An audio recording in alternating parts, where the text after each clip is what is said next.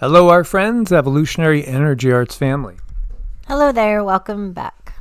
Welcome back, guys. So I want to give you guys a message from Freya. Freya is a Norse, or recognized as a Norse goddess, but the reality is she belongs to everybody. So she does have people that have recognized her, let's say, from time immemorial. Again, when I think of Freya, she is Vanir. Vanir, that being basically, as far as the Norse gods go, that's a nature spirit, or what we would call a nature spirit, or a being, again, a conscious entity that upholds the natural order of this matrix, this universe, and is a benevolent being. And I do see her as a star at the same time, or a light, we could say. She is a celestial body, and yet has a consciousness to her that is unique and individual, and has guided people for a long, long time. Again, when we look to Norse mythology, we have the Vanir, nature spirits, the older gods, and then we have the Aesir, and the Aesir could be equated really with the Anunnaki, or the ones that came later, that really upturned the previous order. And I was just reading the Aura-Linda. The Aura-Linda book is a book that is thought to be written somewhere between perhaps as far back as 800 AD and 1200 AD, but is going backward in time with its history that's giving us all the way back to about 2200 almost BC, so about 4,200 years ago, which would predate, again, anything that we have that's biblical. And it does talk of a land that goes under the sea, and these beings that come from the land and that went under the sea. And I think there's more than one land. There's many lands that have gone under the sea. This is part of what happens in this world.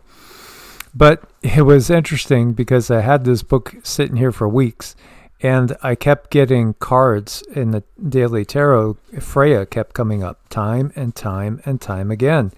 And, we have a couple of decks. I pull from like 7 decks, typically lately, and Freya would be coming up all the time. So it just hit me that, wow, she wants to talk to you guys. This is why it keeps coming up. And then when I was reading the Aura-Linda, finally got around to open the book up, it was like, wow, okay, yeah, absolutely. Freya wants to tell us and encourage us and give us some wisdom that could definitely be used in this world at this time, as we're going through another period of trial and tribulation, where, again, the system is doing its best to kind of hide our true history and kind of keep us away from the benevolent beings that have guided us in the deep ages past, and still are there to guide us to this day. So we did our mantras and meditation with the intent to see if Cindy could connect to her, and yes, she had no problem connecting to her. Mm-hmm. So she had some very nice, strong things to say, and I think it's really nice. It'll be appreciated, I hope. So, Freya, a channeling of strength, wisdom, and magic. She says, I am Freya, and I arrive on the wide open plains where the horizon burns gold under the sun and wind. I stretch my cloak across the rolling prairies, across live oak and mesquite, across rivers that run like silver threads through this red soil. Strength courses in the backbone of this land, the stubborn rocks of the hills, the enduring red clay, the longhorn, and the eagle in flight.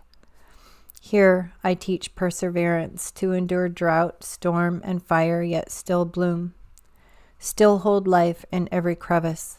Wisdom hums in the quiet corners, the deep canyons, the whispering pines, the still waters at dawn. I nurture in this land as I nurture in the human heart, fiercely, tenderly, with the patience of the stars, watching over the nights. Protection in the mesas, the forests, the settlements that rise and fall, but always hold their spirit. I am the preserver of what is precious. The traditions, the people, the wild places where magic still lingers. Here, magic is the wind that dances across the plains, carrying stories as old as time. Mysticism hides in the evening light on the prairies, in the song of the mockingbird, in the hush before the summer storm. I remind you that the unseen threads are always here, connecting sky, earth, and heart. Call to me, I will answer.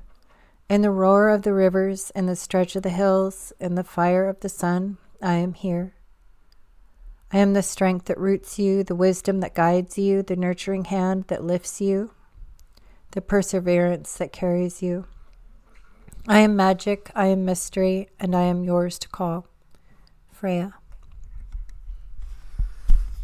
So again, these are the teachers that we had before the system came into place. Again, big consciousnesses that just want to encourage us in a very, very, in this manner, a matronly manner or a patronly manner, but in a benevolent manner, to guide and nurture and to encourage us to grow, expand our consciousness and realize, all new possibilities. We've been under a dark magic spell. We've been under a black magic spell. Absolutely. Magic is real. It's just basically the bringing about of change in this paradigm that we find ourselves in through our intent, our desire, utilizing the inherent abilities inside us, as all of us are fractals of Source. Yet perhaps not all those out there that appear to be like us.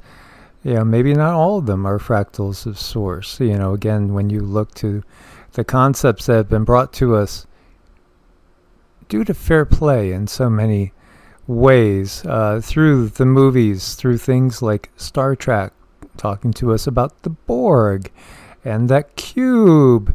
Oh, yes. This goes all the way back to the destruction of Atlantis. It goes back to Atland and Phrygia. It goes back to the time in the deep past where we had benevolent beings with us, guiding us. Then the malevolent conquerors came in, and they changed everything. They changed our ways. So now we're going back to the past, as we are now back in the Bronze Age, where we will have contact with benevolent beings, not just the malevolent ones that have shaped our reality as they chose. So I hope you guys got something from this. We look forward to your comments and questions. Again, to set up an appointment, it's evolutionaryenergyarts@gmail.com. Much love, Source bless, and namaste. Namaste.